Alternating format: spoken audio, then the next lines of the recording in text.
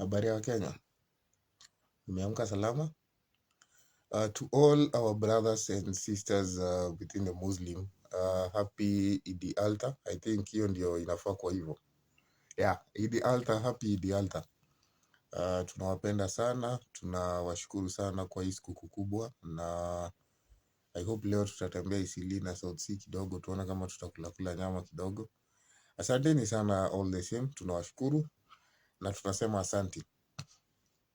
Today we feel the need kukuja hapa kuongelelea sababu I thought I give a chance to UDA tuone kama watafanya kitu mzuri.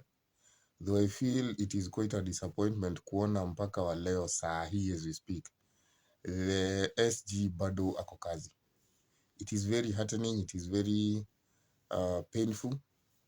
Some of the remarks zenye zilimekiwa bado nasikia zinaniuma kidogo, but wachane na hayo.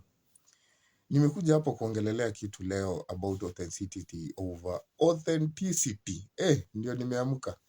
Authenticity ya Kenyan products. Tulikuwa na kitu moja ilikuwa inaitwa Safari Boot. One of the best shoes this country has ever made. Kiatu ulikuwa unavaa unasikia vizuri. Tulikuwa na jeans zingine zilikuwa zinaitwa Savco. Our very own. Jeans ungechukua ufuanishe mpaka na nguo za white, haingetoka rangi, haingepaka hizo nguo zingine uchafu. Jeans ulikuwa unavaa unasikia mpaka it is soothing your skin. Sio kama hizi zingine za import unavaa siku moja siku mbili unapata rashes, unajikuna kila mahali, hauwezi fua pamoja na nguo zingine. Hizi nguo ukivua na hizi nguo zingine ishatoa rangi, ishafanya nini. It is not a good face. Na Kenya, I think it is about time to bring back authenticity ya hizo vitu. It pulls me back kuona some of the utterances zenye zinamikiwa na Wakenya. And ndio maana nimeweka hiyo relation na importation in this country because we import too much. You see, in this country, some of the utterances zinamikiwa, they are very heartening, they are very painful, they are very aching. Sababu hii Kenya, mimi nikiwa hapa, mtu wa Kiharo, mtu wa Homa Bay, mtu wa Siaya, mtu wa Moiben, mtu wa Kitale, mtu wa wherever in this country, hii Kenya ikichomeka sisi hatuna plan B. We need to figure out how to live with each other because this is the only country that we have. And I was very I was filled with joy to see the Mombasa trip. I think there was an agenda to the Mombasa trip. Mombasa trip ilikuwaga a plot of defining ama placing one community in their place, a place that we do not know how. And I felt a lot of respect for one Fikirini Jacob PS. PS has a future in this country. I believe PS is one of those politicians that have a very long path to walk in this country. I have utmost respect for PS Fikirini Jacobs. While others were standing on platforms where he make remarks of how one community is going to lose and all that, PS made sure he gave a history of the Mijikenda people. And he told the Mijikenda people of how they've been one sheep of God from one place to the other, wakienda hivyo wakiachania, but it is about time there be more of them in this country. Now, PS, in regards to that, pia naweza ongezea niseme, it is very important to note that this is a democratic country. You mentioned that we have 16 PSs, and I have no issues with that. It is about time we have more inclusivity in this country. I would love to see all the Mijikendas, each clan, each tribe of them having at least a representative, 2 or 3 in the government. But all the same, Bonat PS and the rest of the people that were in the meeting in Mombasa, it is very undermined to note that the same thing you noted and said that power comes, ndio wende unakula mshahara, wende unakula the benefit, but power comes with a bit of strength and a bit of distribution of resources, influence, and profit to the people that you represent. Yes, you represent the country as a whole, but particularly regions where these leaders come from. Now, Border PS, I would want you to note that The permanent secretaries or the principal secretaries work at the pleasure of the president. There is nowhere that is mandated by the constitution that the president is obligated to appoint any member from any particular region. So please, it is very important to note that the same president that you praise is the same president that appointed the 16 members of the principal secretaries within the same region that you claim. Kibaki hakufufuka akakuja akapoint these people. Uhuru hajarudi kwa serikali akakuja akaappoint these people. It is our incumbent president that appointed the 16 members that you claim are in government right now. It is the same members that hand was had to be pushed for you to be appointed as a single member of the Mijikenda. Please note, you all work at the pleasure of the president. I want you to remember a time when broad-based government came into power. And some people are claiming dominance of politics and calling themselves political animal. And the animosity in them is actually projecting outside, because we remember right before broadband, there was one political animal, the real animal, the real political outgoer that was there, Mr. Omolo, the CS for ICT. That is someone who deserved a crown. That is someone whose name was found in the list where no other person from the same region had actually gotten to that position. Now, when the ECS Pact came into power, I want you to remember very carefully that instead of them creating more slots for their people, they eliminated for them to be fitted in. And all the same, as you all go out and claim that the Mount Kenya people are the problem, remember this. Well, others were being eliminated from the same community so they can create slots for other members. It was a game of replacing, not adding.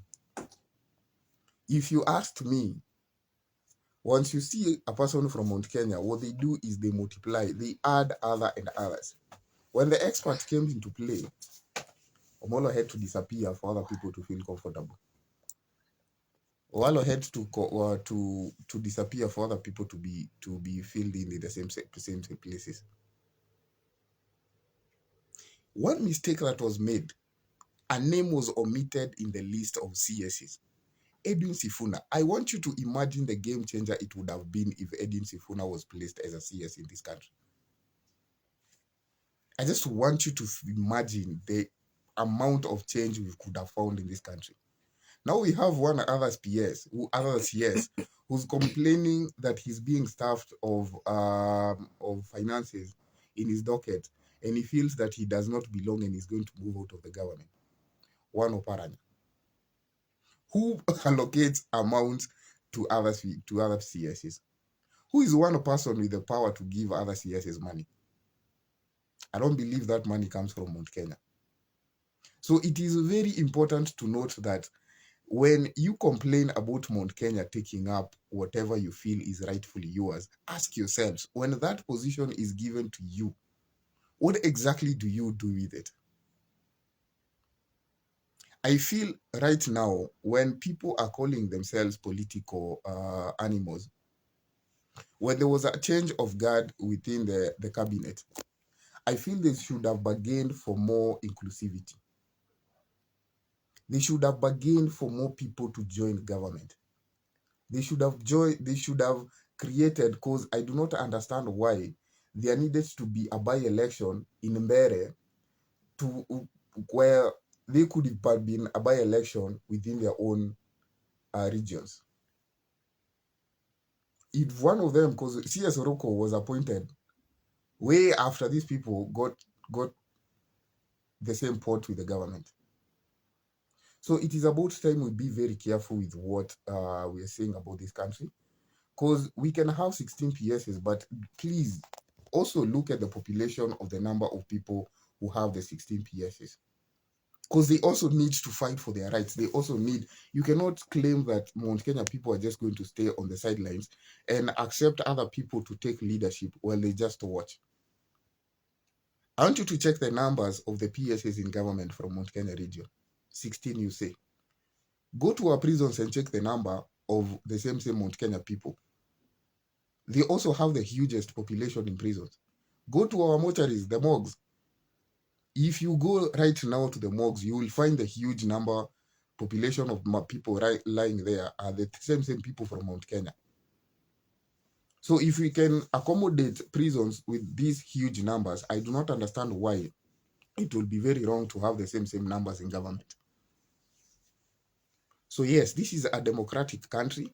So let us try and accommodate each other. And some of the utterances that we hear in this country, please make sure if you're from this country, just be very careful what you attract, what you accommodate.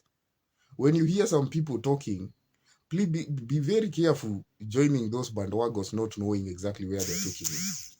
I want to take you back kidogo to one member of our political class called Balala.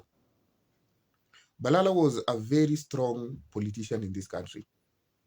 He actually, towards 2007, joined one of the bandwagons that took us to the 2007 general elections called Pentagon. And I want you to ask yourself, Mr. Balala joined political class. I think he did politics for about 16 years, if I'm not wrong. It could be more. Grassroots, which I'm not sure of. But right after CS Balala retired, I saw him in Yemen trying to track his roots. That's a person with plan B. Wewe umetoka Kitale, wewe umetoka Nanyuki, wewe umetoka sijui na huku Kiharu, wewe umetoka Moiben, wewe umetoka Vihiga, unachoma nchi yako, then when the country burns, there are some people with plan Bs in this country, my friends. If this country had burned in 2007, ungepatana na Balala huko, habibi, akiwa kwao nyumbani kwa shosho yake, wewe ungeenda wapi? So it is about time we tried and made sure that this country does not burn, because there are people who are genuinely in love with this country.